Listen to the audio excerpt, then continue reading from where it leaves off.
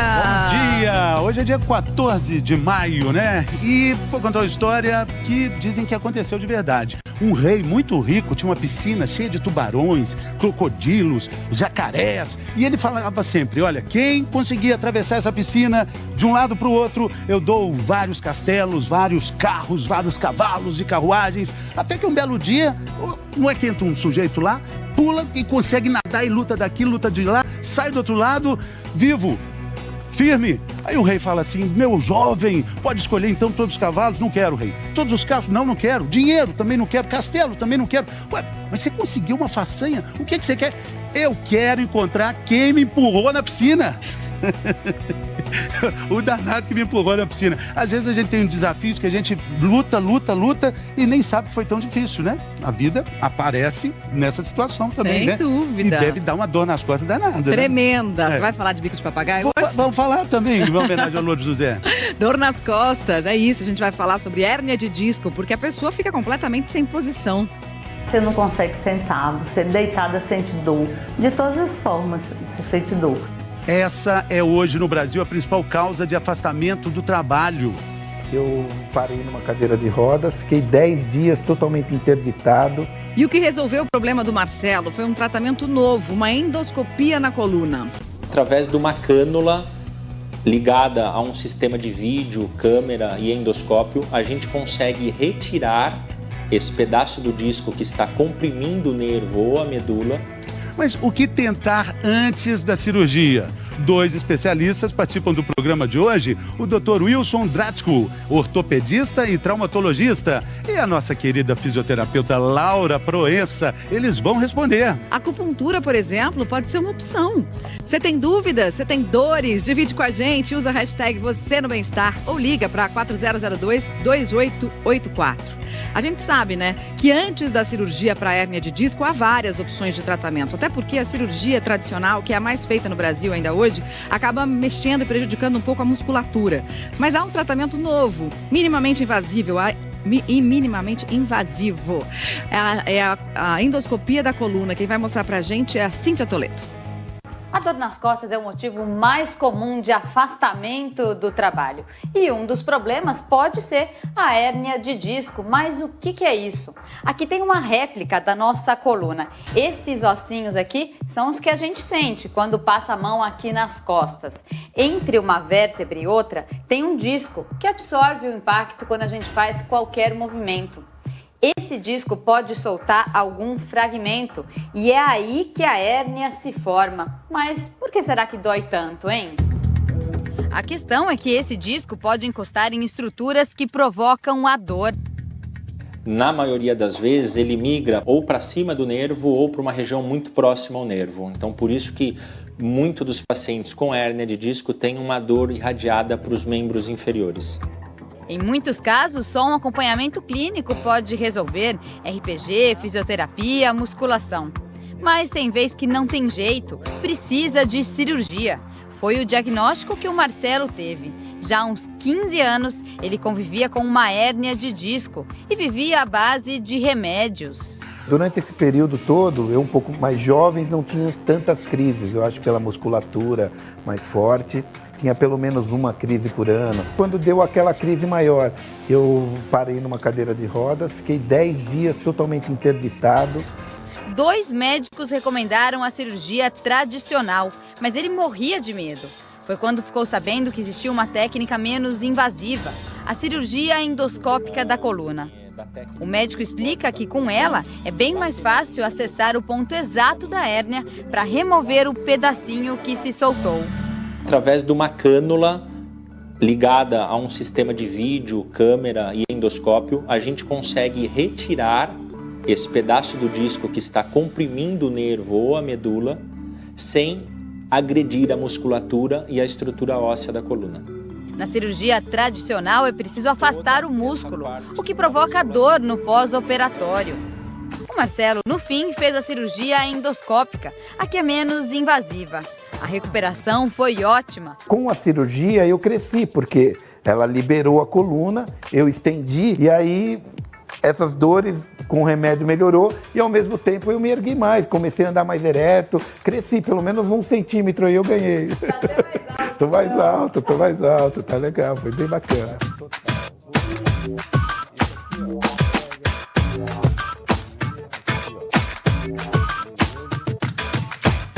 Ganhou 1 centímetro e ganhou, claro, muita qualidade de vida, porque ninguém merece dor nas costas. A gente tem essa demonstração aqui para mostrar aquele conto que fala da princesa da ervilha. Você conhece, Fê, essa historinha? Que conheceu através de você. Pois é, a princesa e a ervilha é o seguinte, a mãe do príncipe coloca uma ervilha na cama da princesa e diz que se ela for realmente uma princesa, ela vai sentir a ervilha. Sim. Então é uma maneira de descobrir se ela realmente merece casar com o filho dela. E foi uma pegadinha da sogra. Foi uma então. pesadinha da sogra. Essa era a causa da dor nas costas. Mas no dia a dia, a nossa dor nas costas pode ter muitas outras causas, né, doutor Wilson? A gente já falou da hérnia de disco, aqui nossa lata de ervilhas para representar as causas da dor nas costas, mas também não necessariamente pode ser a hérnia de disco, né? Absolutamente. O primeiro passo para o tratamento é o diagnóstico correto.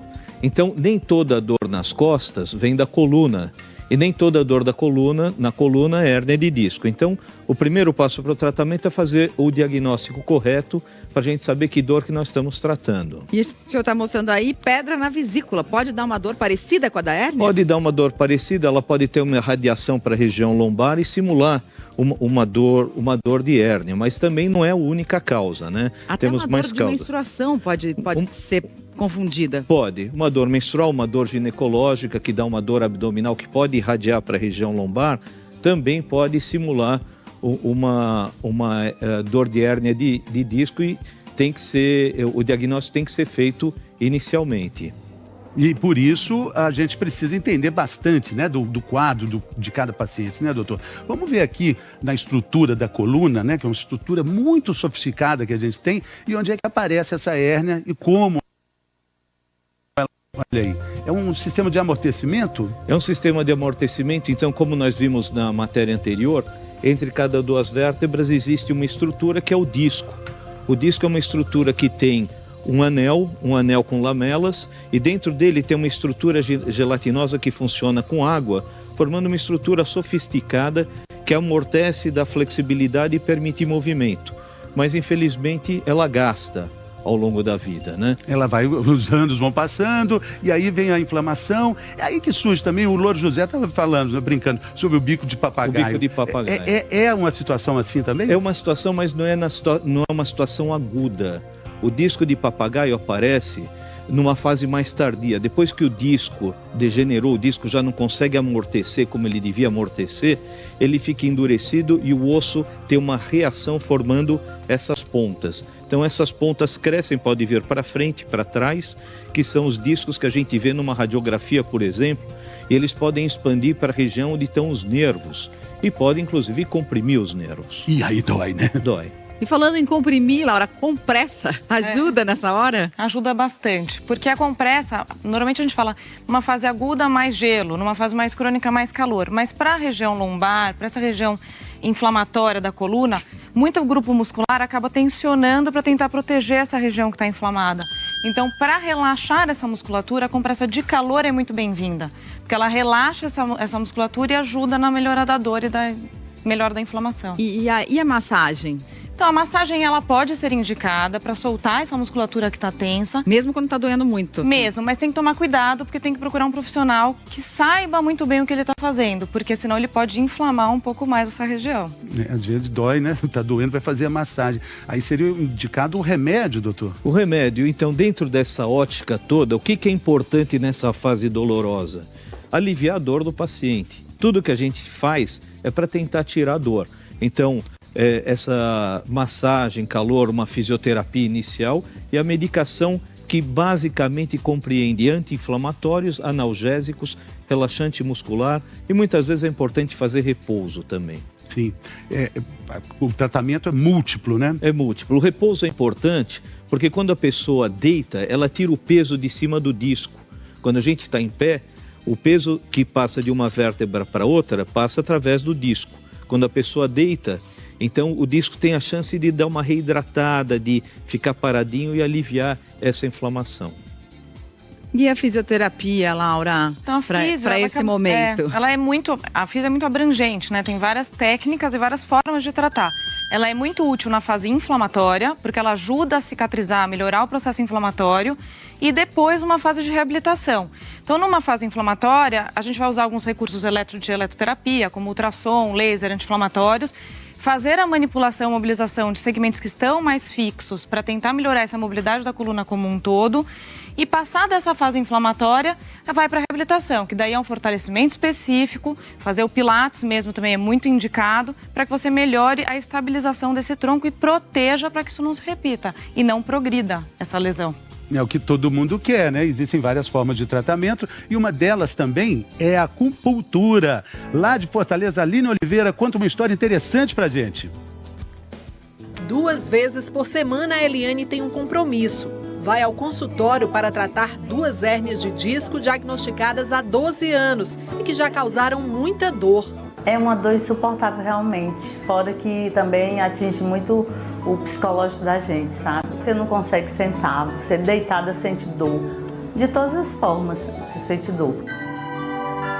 A Eliane chegou a receber indicação de cirurgia, mas se consultou com outros médicos que indicaram tratamentos alternativos para tratar o problema. Entre eles, a acupuntura. A acupuntura pode ser usada em todo paciente com dor de hérnia de disco. No entanto, é papel do médico acupunturiatra saber se esse paciente necessita cirurgia ou não, porque seria um erro manter um paciente que necessita de um tratamento cirúrgico apenas com o tratamento da acupuntura. Tem hérnia que vai causar a dor, mas não vai causar o dano irreparável do nervo. E outras que irão. Essas terão que ser tratadas cirurgicamente. As sessões duram em torno de meia hora. O médico aplica as agulhas no próprio local da hérnia e também em outros pontos do corpo. O paciente com hérnia de disco que começa a fazer acupuntura já sente os resultados, ou seja, o alívio de até 70% das dores a partir da 3ª ou 4ª sessão. Mas é um erro imaginar que o problema já foi resolvido.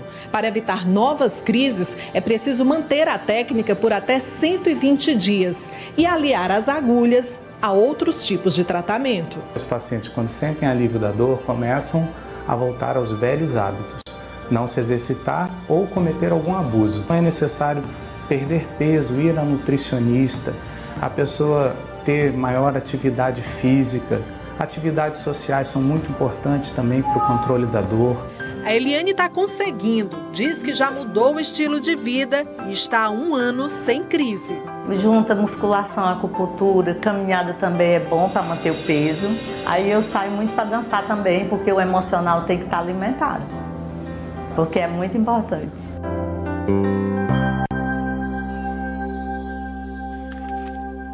Sabe tudo, né, doutor? Olha que paciente maravilhosa. É bem apropriado, né? Porque nós estamos mostrando várias formas de controlar a dor do paciente.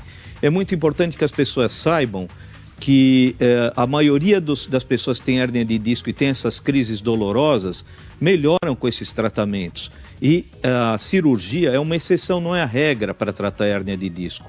Então, muitas vezes a pessoa fica assustada, olha, veio um diagnóstico de hérnia de disco, eu vou ter que operar, vou correr os riscos de uma cirurgia. Não, isso não é a regra e a maioria melhora com esses tratamentos que a gente está mostrando aqui. Ela falou de musculação, falou de caminhada, falou que ela dança. Vamos entender o que o exercício traz de benefício para a nossa coluna? Porque muita gente acha que fazendo exercício pode machucar a coluna, mas na verdade o exercício ajuda a nutrir a coluna, né? Ajuda. É lógico que o exercício adequado ajuda a conservação do disco. O disco precisa do movimento para manter a saúde das células que existem lá dentro. A próxima tela que vai aparecer isso agora que o senhor está falando. Pode continuar. Então, vou mostrar. A nutrição das células discais se dá por um processo de difusão de nutrientes e oxigênio para dentro da matriz do disco. E esses elementos têm que ser difundidos. E a maneira de difundir isso é o movimento. Então o sedentarismo, nós vamos mostrar adiante, o sedentarismo ele é prejudicial. A pessoa que fica longos períodos sentado, que é comum no nosso dia a dia hoje, não faz esse mecanismo de difusão de nutrientes e oxigênio e acelera o processo degenerativo do disco. Então, nessa vida urbana, nessa vida de trabalho, ficar na frente do computador muitas horas, a gente tem que sempre lembrar desse aspecto. O movimento ele é muito bem-vindo para a manutenção da saúde discal. A gente vai viver muito e a gente precisa de músculos fortes, porque a coluna ela é protegida pelos músculos, Isso. né, Laura? Todo o grupo muscular que está em volta, ele ajuda muito nessa estabilidade. A gente fala muito que a gente precisa trabalhar os grupos musculares do core, né? Que são a região anterior, são compostos pela região anterior da coluna, posterior da coluna, região superior, que é feito pelo diafragma, e região mais baixa pelo assoalho pélvico. Então é como se a gente quisesse fazer um espartilho de força, né? Que seria como se fosse... Como se a gente desse uma proteção à coluna, né? Isso. Literalmente, né? Exatamente. Você recobre a coluna como um todo. Então você pega toda a estabilidade do tronco, tanto anterior, posterior, como superior e inferior. E isso faz com que você proteja, gere menos estresse naquele nível que está sobrecarregado. Com exercício físico, né? Com atividade física, com exercícios específicos. A gente tem esse cinturão, que é um cinturão ortopédico, né? Os cinegrafistas aqui usam, né, para trabalhar. Muitos né? usam para trabalhar, como se você tivesse o peso da câmera A também. câmera pesa 12 quilos. Você fizesse um cinturão de força, literalmente. Tá errado. Tá certo, Laura? Tá certo. Só para você fortalecer. Olha. Você fortalece e estabiliza. Isso aqui é para demonstrar qual é a função do músculo, né? O que o músculo estaria fazendo. Sim. Então, como que a gente consegue isso? Através de exercícios específicos, através de exercícios da fisioterapia, estabilização segmentar, o próprio pilates, musculação, quando você já tiver com controle maior, souber o que você pode e o que você não pode fazer, ela também é muito bem-vinda. E para quem não tem dor na coluna, todos esses exercícios protegem para que você não tenha. Exatamente. Então, prevenção. Tem uma dúvida do nosso auditório virtual, vamos dar uma olhada aqui.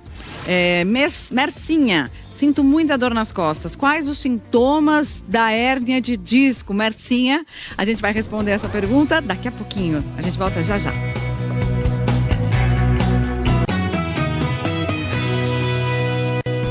Hora do G1 em 1 minuto.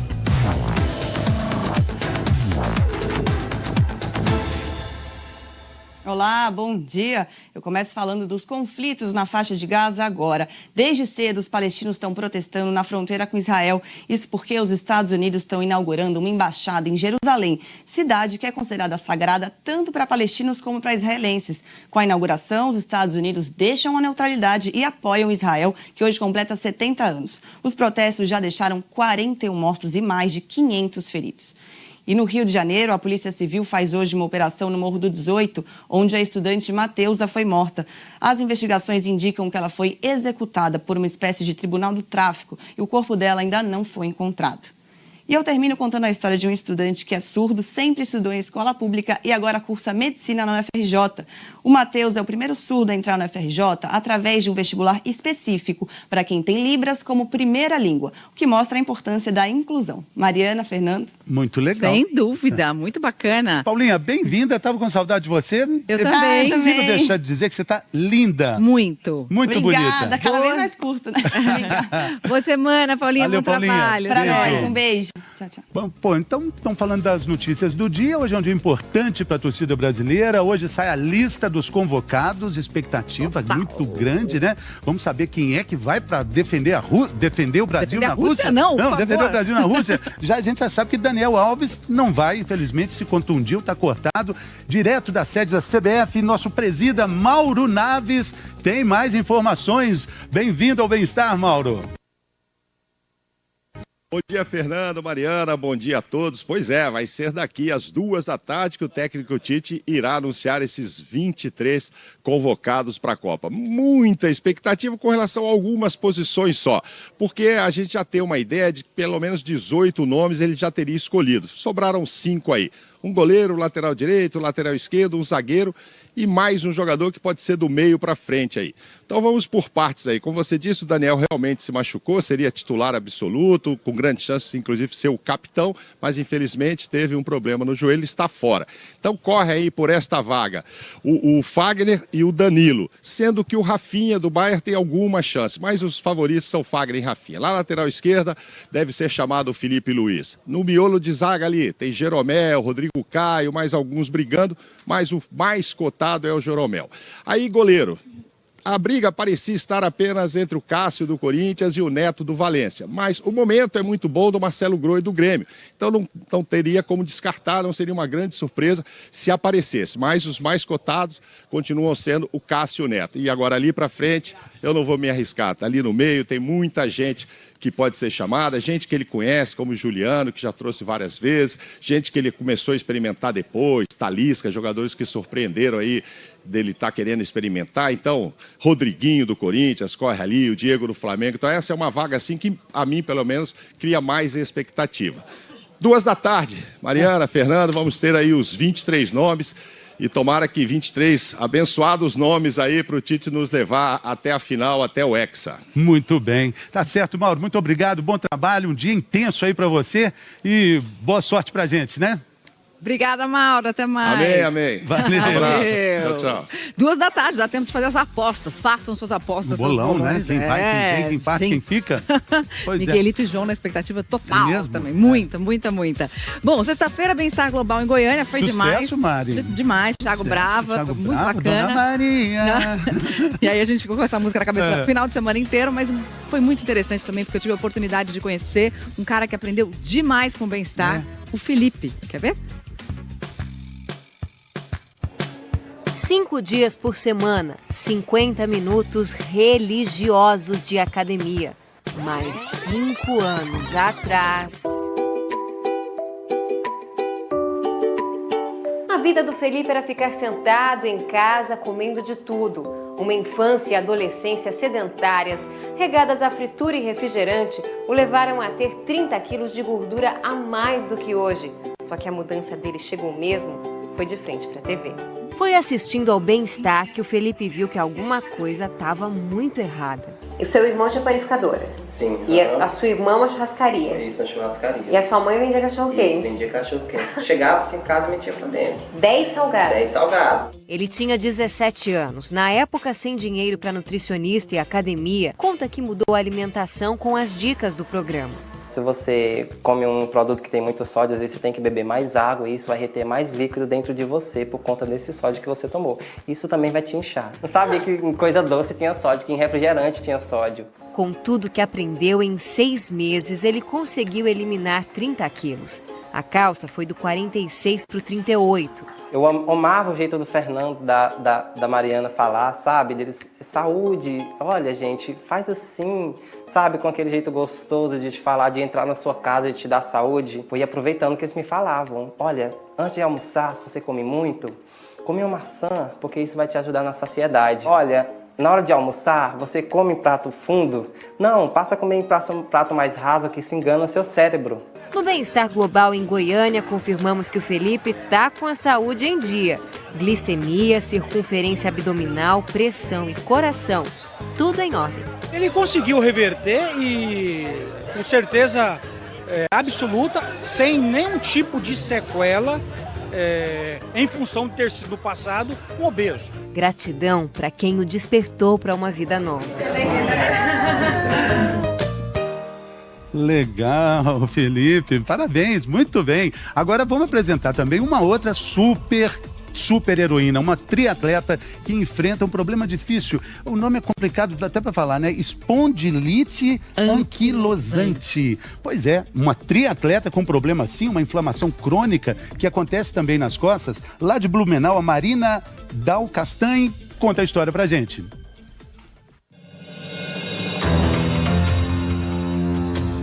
A Fernanda começou cedo a enfrentar problemas de saúde.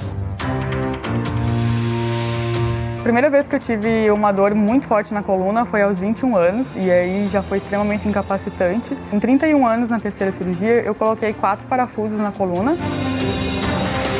Mas está pensando que isso foi um obstáculo para ela? Nada disso.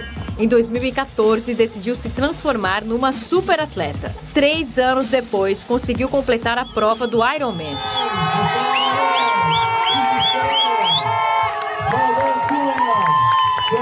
Foram 42 quilômetros de corrida, quase 4 quilômetros de natação e 180 de bike.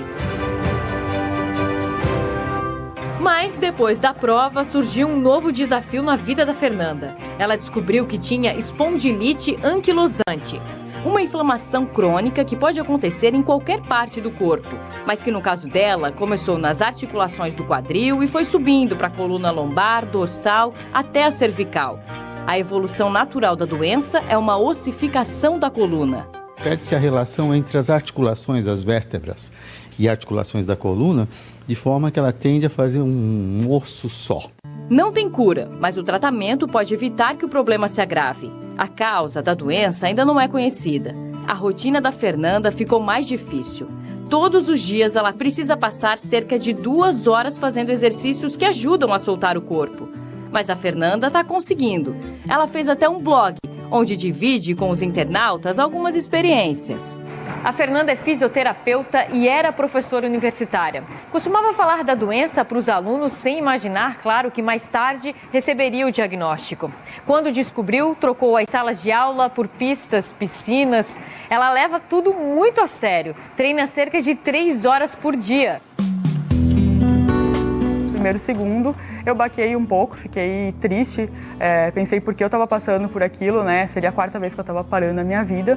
Mas no minuto seguinte eu já pensei, Fernanda, você tem 2 caminhos, ou você se aposenta por invalidez e se entrega, ou você vai encarar a doença da melhor forma, vai usar todas as armas que você tiver para encarar a doença. Caso ela venha sentir alguma crise de dor na articulação, a gente reduz o volume, reduz a intensidade, ela precisa do tempo dela de recuperação.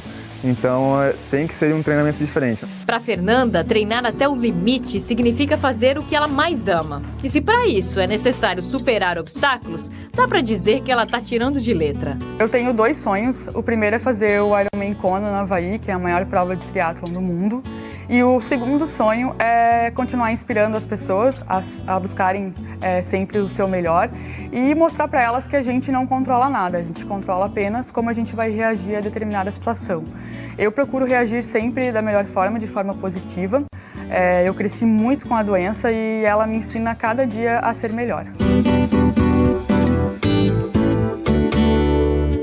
Bacana, né? Grande história, super, né? Super legal. Realmente não controla nada. A gente tinha uma pergunta, né? Antes do intervalo, a Mercinha está com essa dúvida aí, ela está sentindo muita dor nas costas e quer saber os sintomas da hérnia de disco, doutor. Bom, a hérnia de disco pode se manifestar de diferentes formas, porque existe mais de um tipo de hérnia de disco, né? Mas, via de regra, a dor da hérnia de disco piora com o movimento e melhora com repouso. Ela pode ser uma dor localizada, a gente está falando de uma hérnia lombar, pode ser localizada na região lombar. Se ela comprimir o nervo, essa dor pode irradiar para o membro inferior. Vamos lembrar, para as pernas. Sempre de um lado só ou pode irradiar para as duas? Pode irradiar para as duas ou para um lado só. A gente tem que lembrar que os nervos que vão para as pernas, eles saem da coluna. Então, quando esse nervo é comprimido na coluna, a sensação é de dor na perna. Mas isso não é obrigatório. Então, existem várias formas de se manifestar e a gente volta no primeiro ponto.